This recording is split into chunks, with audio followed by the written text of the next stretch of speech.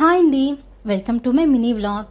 Already నేను last video upload చేసినప్పుడు చెప్పాను కదండి, మా అమ్మమ్మ గారి తద్దినం కోసం మా మావయ్య వాళ్ళ ఇంటికైతే వచ్చాను అనేసి.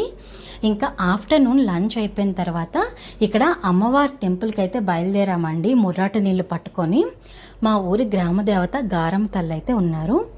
ఆవిడికి ఇప్పుడు మంచిగా టెంపుల్ కట్టి విగ్రహ ప్రతిష్ఠ అయితే చేస్తున్నారనమాట. దానికోసం ఊరు మొత్తం ప్రతి ఇంటి నుండి కూడాను అమ్మవారికి ఇలా ముర్రాట నీళ్ళు అయితే తీసుకొని వెళ్ళి పోస్తున్నారు.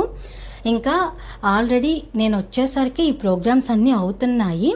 లక్కీగా నేను ఆ టైంకి ఉండటం వల్ల ఆ అమ్మవారికి నేను కూడా ముర్రాట నీళ్ళు అయితే పోసే అదృష్టం నాకు దొరికింది.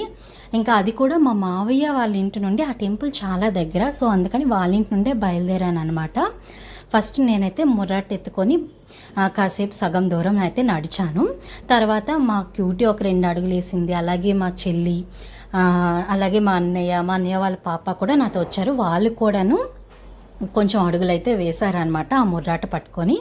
ఇంకా టెంపుల్ దగ్గరికి వచ్చేసరికి మళ్ళీ నేను ఆ ముర్రాటను అయితే తీసేసుకున్నాను.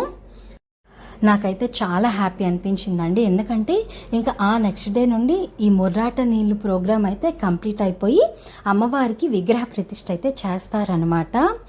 ఇంకా ఫైనల్గా నేను ఆ టైంకి ఉండటం వల్ల ఆ అమ్మవారి దయ వల్ల నేను కూడా ఆ ముర్రాట నీళ్ళు పోసే అదృష్టం నాకు దొరికింది. ఇంకా ఫైనల్గా టెంపుల్ దగ్గరికి వచ్చేసాము. టెంపుల్ దగ్గరికి వచ్చేసి ఆ ముర్రాట నీళ్ళు అనేవి అక్కడ విగ్రహం అయితే ఉంది, ఆ విగ్రహానికి అయితే పోసామండి ముర్రాట నీళ్ళు. మనం తీసుకొని వెళ్ళిన ఆ ముర్రాట నీళ్ళని ఆ విగ్రహానికి అయితే పోసేయాలన్నమాట. ఈవిడే అనమాట గారమ్మ తల్లి. ఈవిడ విగ్రహాన్ని ఇప్పుడు ప్రతిష్ఠిస్తారు. సో చాలా బాగుంది. టెంపుల్ కూడా చాలా బాగా కట్టారండి. ఆల్రెడీ నేను వచ్చేసరికి ఈ ప్రోగ్రామ్స్ అన్నీ అయితే అవుతున్నాయి. ఫైనల్గా అమ్మవారికి ఇలా ముర్రాట నీళ్ళు పోసి చక్కగా అమ్మవారిని దర్శించుకొని ఇంకా రిటర్న్ ఇంటికైతే వచ్చేసాం.